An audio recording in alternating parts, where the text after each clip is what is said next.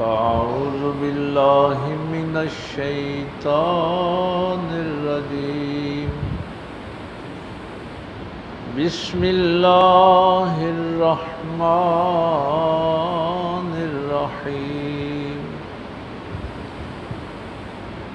يا أيها الذين آمنوا من يرتد منكم عن دينه فسوف يأتي الله بقوم يحبهم ويحبونه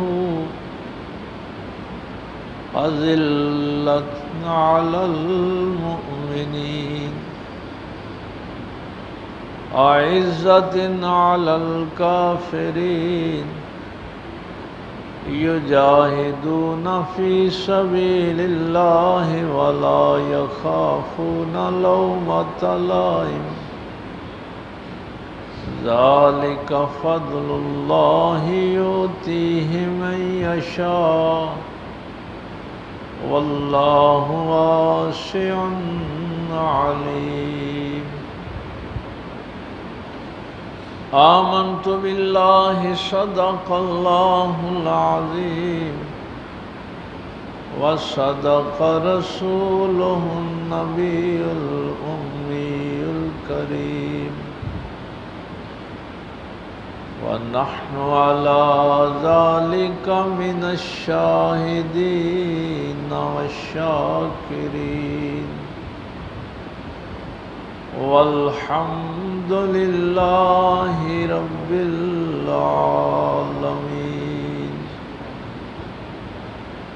قال الله تبارك وتعالى في شان حبيبه مخبرا وآمرا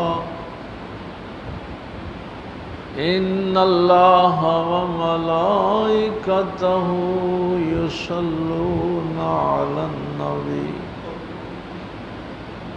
يا أيها الذين آمنوا صلوا عليه وسلموا تسليما الصلاة والسلام عليك يا سيدي يا رسول الله وعلى آلك وأصحابك يا سيدي يا حبيب الله الصلاة والسلام عليك يا سيدي يا رحمة للعالمين وعلى آلك وأصحابك يا سيدي يا شفيع المذنبين اللہ رب العزت کی حمد و ثنا کے بعد کہ جو اپنی ذات کے اعتبار سے بھی یکتا ہے اور اپنی صفات کے اعتبار سے بھی یکتا ہے، اللہ کا کوئی شریک نہیں، وہی اس کائنات کا خالق اور معبود برحق ہے۔ اسی نے انسان کو اشرف المخلوقات بنایا اور ہم سب نے پلٹ کر اسی اللہ کے حضور پیش ہونا ہے۔ بے حد و بے انتہا درود السلام امام الانبیاء حبیب کبریا شفیع المذنبین رحمت للعالمین تاجدار سلطنت دنیا و دین آمنہ کے لال باعث تخلیق کائنات احمد مجتبی محمد مصطفیٰ صلی اللہ علیہ وآلہ وسلم کی ذات اقدس پر کہ جن کے صدقے اللہ نے ہمیں ایمان کی دولت سے مالا مال فرمایا۔ نہایت واجب الاحترام معزز سامعین، بزرگوں، دوستوں، عزیز بھائیوں، گزشتہ جمعے ہماری گفتگو کا اختتام اس بات پہ ہوا تھا اللہ تعالیٰ نے قرآن کریم کی حفاظت کی بھی ذمہ داری لی ہے اپنے محبوب کریم صلی اللہ علیہ وسلم کی حفاظت کی بھی ذمہ داری خود لی ہے، اور اس دین کی حفاظت کی بھی ذمہ داری اللہ نے خود لی ہے۔ بڑے بڑے حادثات ہوئے، بڑے بڑے واقعات ہوئے، کئی دفعہ کعبے کو گرانے کی کوشش کی گئی۔ صحاب فیل کا واقعہ تو قرآن کریم نے خود لکھا، اس کے بعد یزیدی دور میں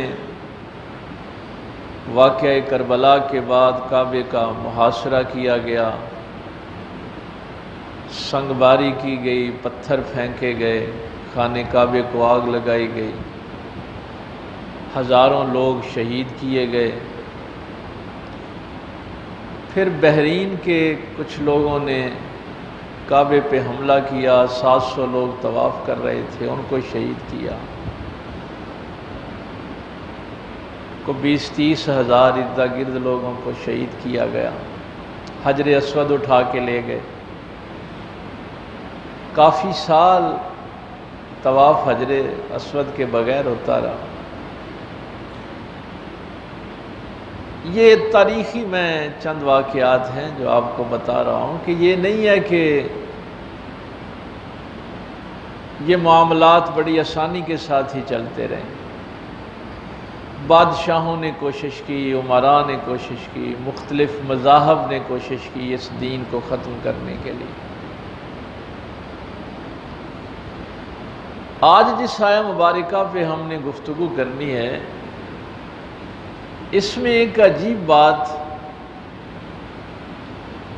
اللہ تعالیٰ نے یہاں یہ بات واضح کر دی ہے کہ کوئی فرد ہو، کوئی قوم ہو، کوئی ادارہ ہو،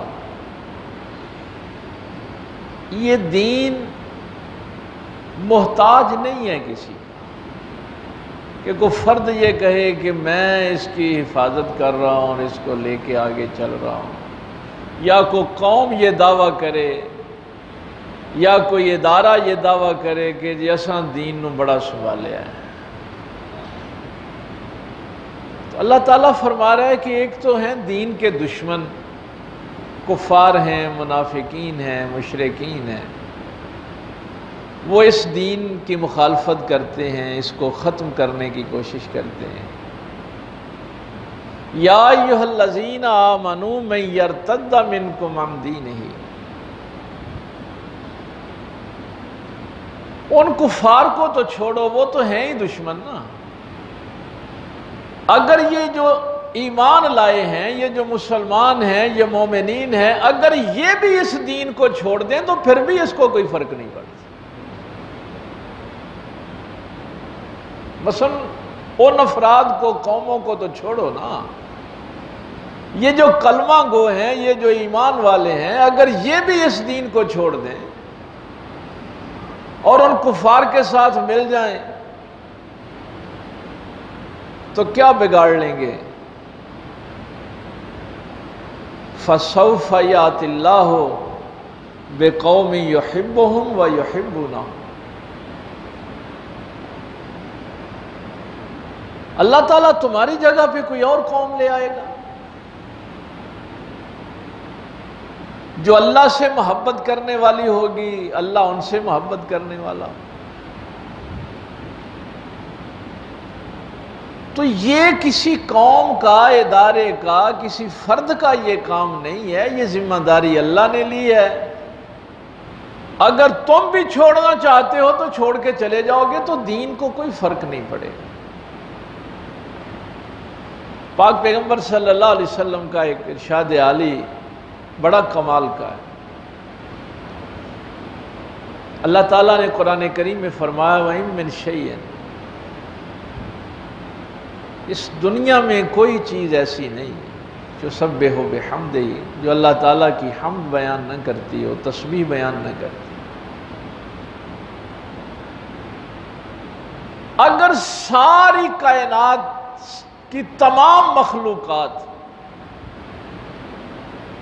اللہ تعالیٰ کی حمد اور تسبیح بیان کرنا چھوڑ دیں تو اللہ کی شان میں کوئی فرق نہیں پڑتا۔ اللہ کی شان میں کوئی کمی واقعہ نہیں ہوتی، اور اگر ساری مخلوقات اس کی حمد اور ثنا بیان کریں تو اس کی شان میں اضافہ بھی نہیں ہوتا۔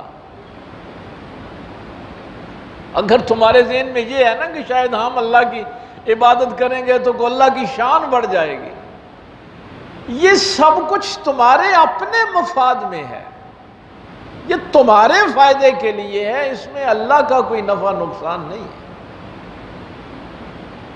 ساری کائنات اس کی ہم بیان نہ کرے، تسبیح بیان نہ کریں، وہ پھر بھی اللہ ہے، خالق ہے، رب ہے، اس کی تو کسی صفت میں کسی شان میں کوئی کمی واقعہ نہیں۔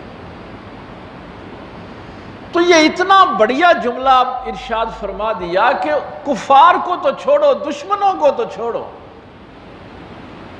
اگر ایمان والے بھی اس دین کو چھوڑ دیں گے تو اس دین کو کوئی فرق نہیں پڑے گا۔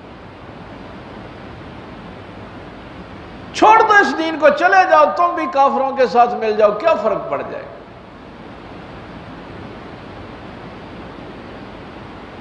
اگر تم اس دین پہ عمل کر رہے ہو تو یہ تمہارا اپنا فائدہ ہے، یہ کو اللہ پر احسان تو نہیں ہے کہ تم کہتے پھرو میں نے بڑی نماز پڑھی ہے، میں نے یہ کام کیا، میں نے یہ کام کیا، یہ تمہارے اپنے فائدے کے لیے۔ اگر تم ارتداد اختیار کرو گے، مرتد ہو جاؤ گے، چھوڑ دو گے اس دین کو، تو کیا بگاڑ لو گے؟ فَسَوْفَ يَأْتِ اللَّهُ بِقَوْمٍ يُحِبُّهُمْ وَيُحِبُّونَهُ، اللہ تمہاری جگہ کوئی اور قوم لے آئے گا جو اللہ سے محبت کرنے والی ہوگی، اللہ ان سے محبت کرنے والا۔ اب یہ بڑی اہم چیز ہے کہ اس دین کی خدمت کے لیے جو بنیادی شرط ہے وہ اللہ سے محبت کرنا۔ یہ نہیں اللہ نے فرمایا کہ اللہ ایک قوم لے آئے گا جو بڑی نمازی ہوگی، بڑی پرہیزگار ہوگی، پہلی شرط یہ ہے کہ وہ قوم اللہ سے محبت کرنے والی ہے۔ جب تک آپ کو اللہ سے محبت نہیں ہے، وہ عقلی محبت ہو یا طبعی محبت ہو، عقلی محبت تو کہتے ہیں کہ تمام لوگ ہی اللہ سے کرتے ہیں، ایک سپر طاقت کا تصور ہر ذہن میں موجود ہے، نام اس کے مختلف لوگوں نے رکھے ہوئے ہیں۔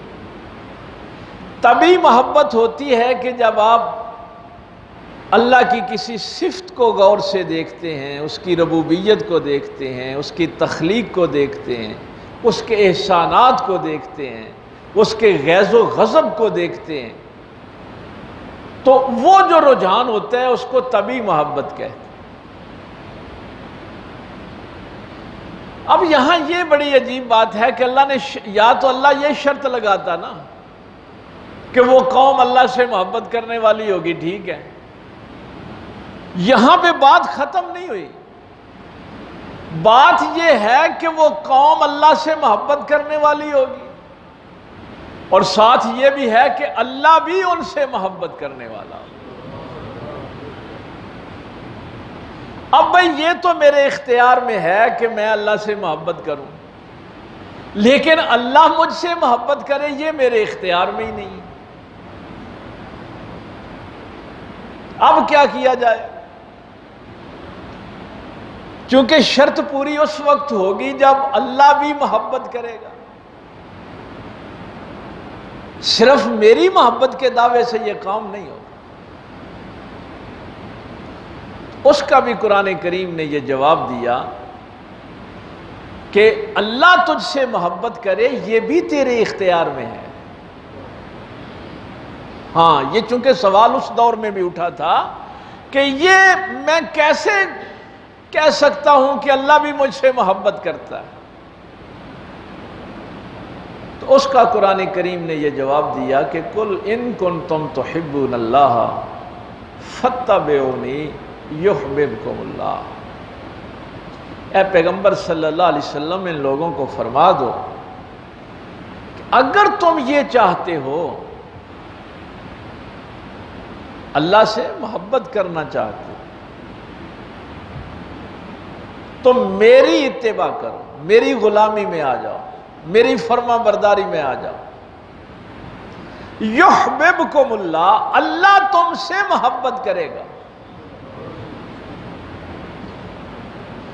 یعنی اللہ کی محبت مشروط ہے غلامی مصطفیٰ صلی اللہ علیہ وسلم کے ساتھ۔ اگر نبی پاک کی غلامی نصیب ہے تو اللہ کی محبت ہے، ادروائز کوئی بندہ یہ نہ کہے کہ میرے ساتھ اللہ محبت کرتا ہے۔ تو جو قرآن نے کہا کہ یہ بھی تیرے اختیار میں ہے، تو یہ ضروری ہے کہ جس بندے نے اس دین کی خدمت کرنی ہے، وہ قوم ہو، وہ فرد ہو، وہ ادارہ ہو، وہ اللہ سے محبت کرنے والے ہوں اور نبی پاک کی غلامی میں آ جائیں تاکہ اللہ بھی ان سے محبت کرے۔ یہ میں مختصراً آج اس آیت کو اصل میں ختم کرنا چاہتا ہوں۔ اذلۃ علی المومنین، مومنوں کے سامنے وہ بڑے نرم دل ہوتے ہیں۔ یہ آج کل اصل میں یہ بڑی پریشانی لوگوں کو ہوتی ہے نا کہ کیڑا فرقہ جڑا ہے وہ صحیح ہے، کیڑی قوم صحیح ہے۔ بھئی یہ تو قرآن کریم نے واضح باتیں بتائی ہوئی۔ جو قوم اس دین کی خدمت کرنے والی ہے، اللہ سے محبت کرنے والی ہے، اس کے رسول کی اتباع کرنے والی ہے، اس کی یہ نشانی بتائی اذلۃ علی المومنین، ایمان والوں کے سامنے وہ بڑے نرم ہوتے ہیں۔ یہ اذلہ جو ہے اردو میں بھی آپ لفظ ذلیل کا استعمال کرتے ہیں۔ ذلیل کا معنی نہیں ہوتا ہے جو چیز بڑی نرم ہو، جس پہ آپ بہت جلدی قابو پا لیں،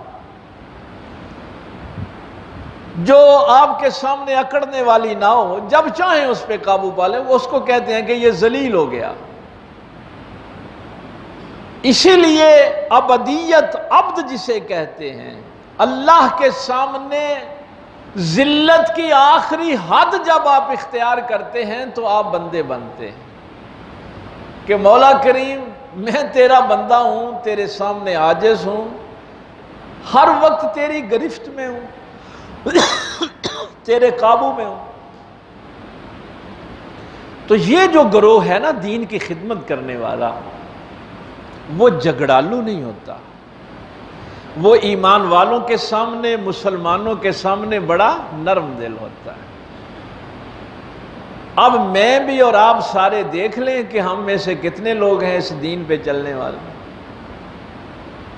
کتنے لوگ ہیں جو اللہ سے محبت کرنے والے ہیں اور اللہ ان سے محبت کرتا ہے۔ اگر میں کسی سے مناظرہ کرتا ہوں، کوئی شیعہ سنی دا مناظرہ ہو جاتا ہے، دیوبندی بریلوی دا مناظرہ ہو جاتا ہے، مناظرے کرتے ہیں کس لیے؟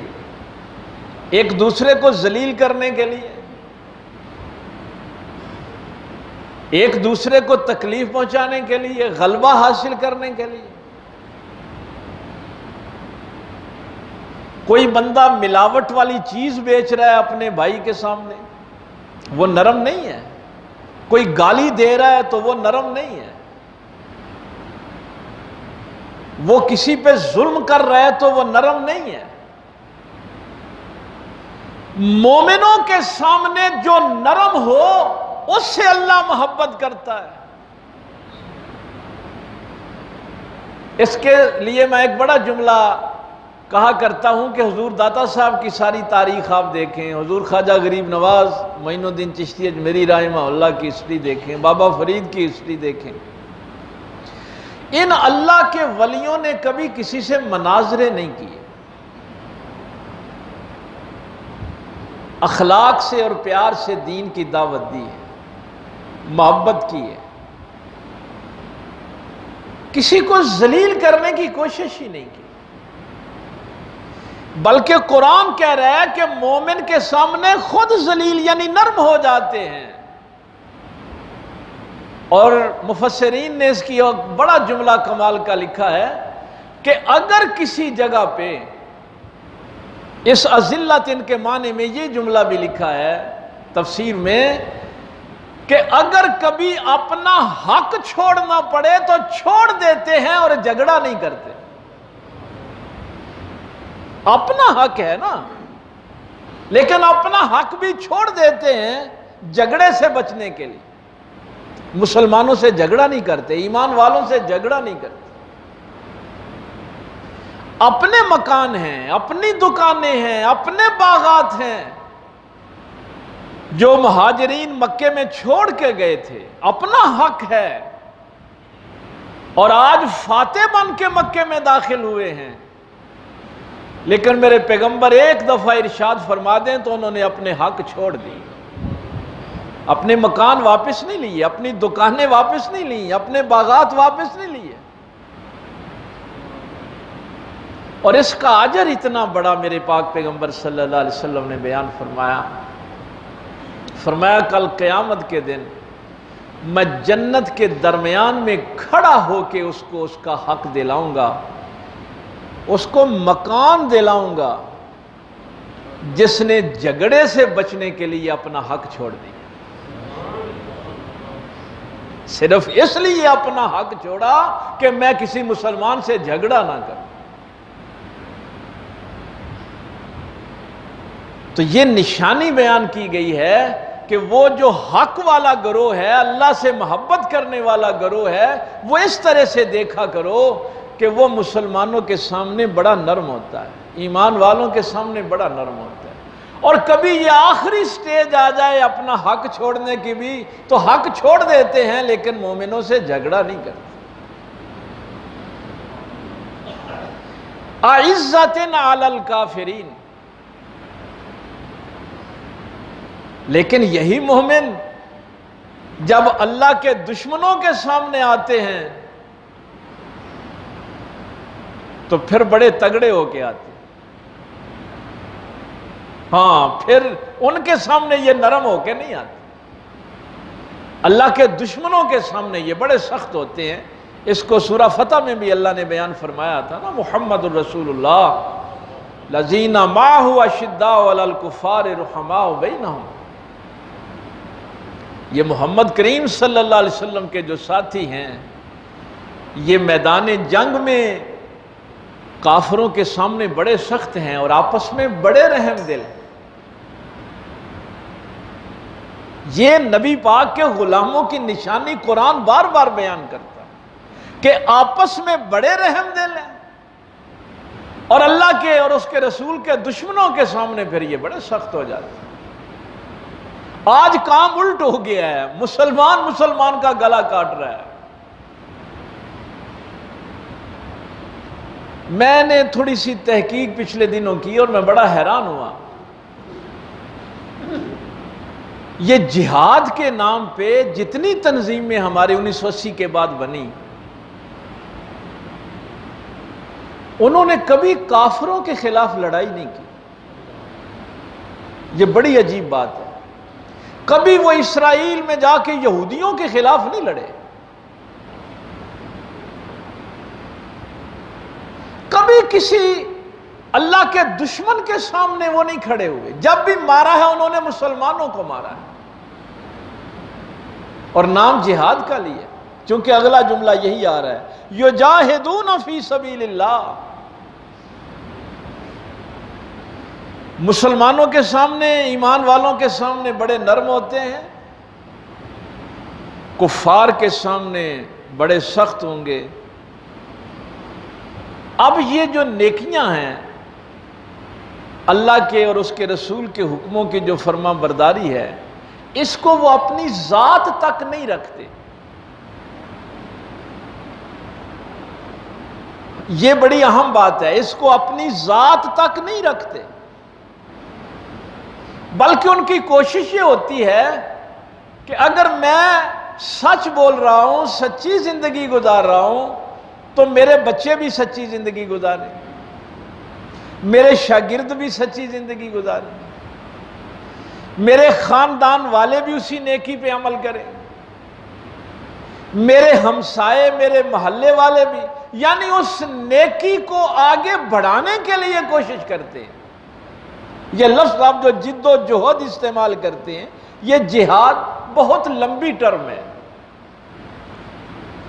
قتال جو ہے تلوار لے کے، گن لے کے لڑنا، یہ آخری سٹیج ہے۔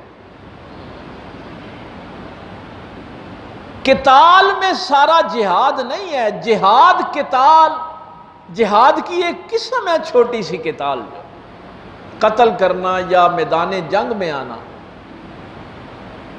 13 سالہ مکی زندگی میں قتال پہ ممانعت تھی، تلوار نہیں اٹھانی۔ میرے پاس بولنے کی طاقت ہے تو میں اس سے اس نیکی کو پھیلاؤں، لکھ کر پھیلا سکتا ہوں تو وہ بھی جہاد ہے، زبان کا جہاد ہے، قلم کا جہاد ہے، علم کا جہاد ہے۔ یعنی جو بھی آپ نیکی پھیلانے کے لیے کوشش کرتے ہیں وہ جہاد ہے۔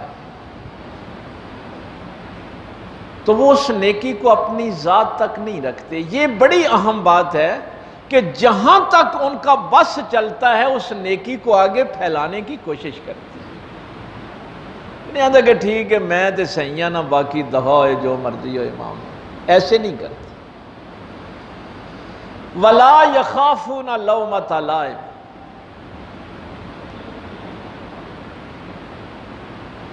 پھر وہ لوگوں کی ملامتوں سے بھی نہیں ڈرتے۔ یہ نشانیاں ہیں جو قوم اس دین کی خدمت کرنے والی ہے نا، اس قوم کی نشانیاں اللہ بیان فرما رہا ہے۔ اللہ سے محبت کرنے والے، اللہ ان سے محبت کرنے والے، مومنوں کے سامنے بڑے نرم، اللہ کے دشمنوں کے سامنے بڑے سخت، نیکی کو آگے پھیلانے والے، جہاد کرنے والے اللہ کی راہ میں، اور لوگوں کی ملامتوں سے نہیں ڈرتے۔ جب بھی آپ کوئی نیکی کا کام کرنا چاہتے ہیں نا، بڑھیا کام کرنا چاہتے ہیں، اس کے لیے 2 رکاوٹیں ہوتی ہیں۔ ایک رکاوٹ تو بیرونی ہوتی ہے نا، جن کے ساتھ آپ لڑ رہے ہیں، اور ایک اپنے گھر سے رکاوٹ آتی ہے، اپنے اندر سے، اپنے قبیلے والوں سے۔ تینوں بڑا شوق چڑھیا ہے، تم بڑا نیکی نو اگے پھلانے واسطے ٹر پہ آئے ہیں۔ تو یہ سب سے مشکل کام جو ہے، اس کو دوسرے پارے میں اللہ نے یوں بیان فرمایا، وَيَسْخَرُونَ مِنَ الَّذِينَ آمَنُوا، ایمان والوں کا مذاق اڑاتے ہیں، اپنے گھر والے مذاق اڑاتے ہیں، اور رہ جا تو ایڈا متقی، ایڈا پرہیزگار، ایتھے دنیا تے اس طرح ہی چل رہا ہے،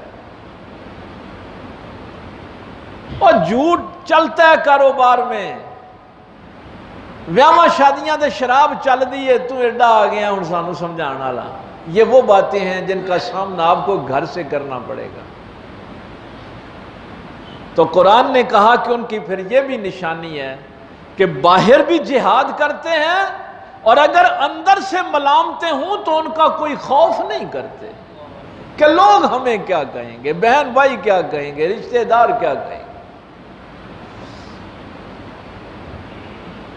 کمال کا جملہ ہے آگے کہ کہیں یہ سارے کام کرتے ہوئے ذہن میں یہ خیال نہ آ جائے کہ میں محبت کر رہا ہوں لوگوں سے، میں جہاد کر رہا ہوں۔ فرمایا ذالک فضل اللہ یؤتیہ من یشاء، یہ اللہ کا فضل ہے، وہ جس پہ چاہتا ہے کر دیتا ہے۔ یہ بھی تکبر نہ آ جائے کہ میں نماز پڑھنے آیا ہوں، میں نے یہ بڑی نیکی کر دی۔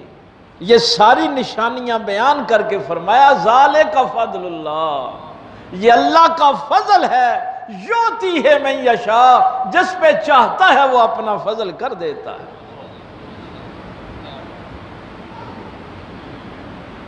یہ بات اس لیے فرمائی ہے کہ نیکی کی توفیق ملے تو بندہ سجدہ ریز ہو جائے.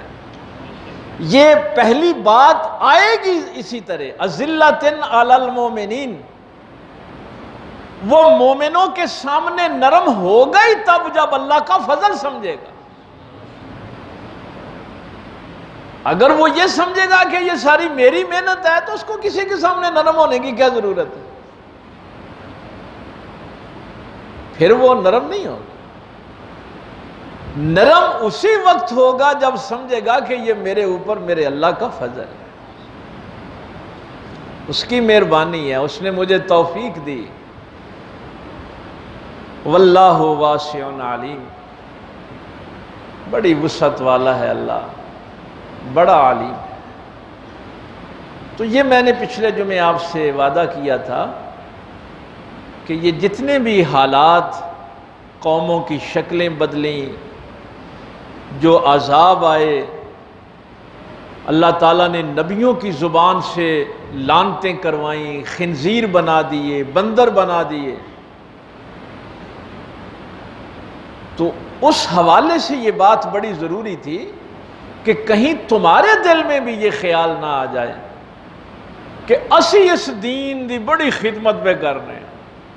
نہیں، جو لوگ منکر ہیں اگر تم بھی ان کے ساتھ مل جاؤ تو اس دین کو کوئی فرق نہیں پڑتا. اور یہ نشانیاں بیان کر دیں میرے اللہ نے حق والوں کی. حق والے مومنوں سے جھگڑا نہیں کرتے، اپنا حق بھی چھوڑنا پڑے تو چھوڑ دیتے ہیں، خیر خواہی رکھتے ہیں سب کے لیے. اگر خود نیکی کرتے ہیں تو کوشش ہوتی ہے میرا دوسرا بھائی بھی نیک بن جائے، وہ بھی جہنم سے بچ جائے، اس کی بھی دنیا اور آخرت بہتر ہو جائے. مومن خود غرض نہیں ہوتے کہ وہ صرف اپنے فائدے کی سوچتے ہیں. جہاد کرتے ہیں اللہ کی راہ میں، اور پھر لوگ جو ملامتیں کرتے ہیں. حضور سلطان العارفین کا ایک جملہ مجھے یاد آ رہا ہے، وہ ایک ربائی میں انہوں نے کہا تھا کہ جے کوئی سٹے روڑا کوڑا تے وانگ اروڑی رہیے ہو، تے جے کوئی دیوے تانا مینا تے یار دے پاروں سہیے ہو. تو یہ کیفیت جو ہے یہ اسی قرآن کا ترجمہ ہی انہوں نے کیا ہے کہ یہ جو تانے دیں گے لوگ اپنے دیں گے، گھر والے دیں گے، بڑی بڑی باتیں کریں گے. ایک وقت وہ آ جاتا ہے کہ بچے بھی کہنا شروع کر دیتے ہیں اساں تہاڈی سچائی تو کی حاصل کیتا ہے، اہاں تہاڈی دیانتداری تو کی حاصل کیتا ہے. فلانے نے رشوت لے کے انیاں کوٹھیاں بنا لئیاں، فلانے نے سود لے کے انیاں کاراں بنا لئیاں، اساں اس سچائی تے دیانتداری کولوں کی لیا ہے. یہ بچے کہنا شروع کر دیتے. تو قرآن خافون لومۃ لائم، وہ جو اللہ سے محبت کرنے والے ہوتے ہیں پھر وہ ان ملامتوں سے نہیں ڈرتے، ان تانوں سے نہیں ڈرتے، بلکہ وہ کام جو اللہ نے ان کے ذمہ لگایا ہے وہ کرتے رہتے ہیں. اور یہ سب کچھ کیا ہے؟ یہ اللہ کا فضل ہے، اس کی رحمت ہے جو اس پہ انہوں نے کی. اگلی آیت جو ہے اس پہ انشاءاللہ اگلے جمعے گفتگو ہوگی، اور اس میں یہ بڑی عجیب بات ہے کہ اللہ تعالیٰ ان کو تنہا نہیں چھوڑتا. اب گھر والے بھی جب تانے دیتے ہیں نا، خاندان والے تانے دیتے ہیں، تو اگلی آیت میں اللہ فرما رہا ہے کہ اللہ ان کو اکیلا تنہا نہیں چھوڑ دیتا. جیسے میں نے پچھلے جمعے اور اس سے پچھلے جمعے بھی آپ سے عرض کیا تھا کہ عیسیٰ علیہ السلام کے ساتھ 12 بندے ہوں تو انہوں نے غالب آنا ہے، نوح علیہ السلام کے ساتھ 80 ہوں تو انہوں نے غالب آنا ہے، ہزاروں لاکھوں نے غالب نہیں آنا. انما ولیکم اللہ ورسولہ، پھر اللہ ان کا ولی ہے. ہاں، لوگ تانے دیتے ہیں اور وہ سکون میں ہوتے ہیں، لوگ مخالفت کرتے ہیں وہ سکون میں ہوتے ہیں، اس لیے کہ اللہ ان کا دوست ہے نا. ورسولہ، جب اللہ دوست ہے تو پھر اس کا رسول بھی ان کا دوست ہے، اللہ کا رسول بھی ان کا ولی ہے. والذین آمنوا، اور پھر ایمان والے بھی ان کے دوست ہیں. ہاں تو یہ جو شرک بھی آپ سنتے رہتے ہیں نا، قرآن نے اس کی وضاحت کی ہے کہ نہیں، یہ صرف اللہ کی مدد نہیں، اللہ کی بھی ہوتی ہے، اس کے رسول کی بھی ہوتی ہے، اور ایمان والوں کی بھی ہوتی ہے۔ تو اس پہ بھی انشاءاللہ اگلے جمعے گفتگو کریں گے۔ اللہ تعالیٰ عمل کی توفیق دے۔ وآخر دعوانا الحمدللہ۔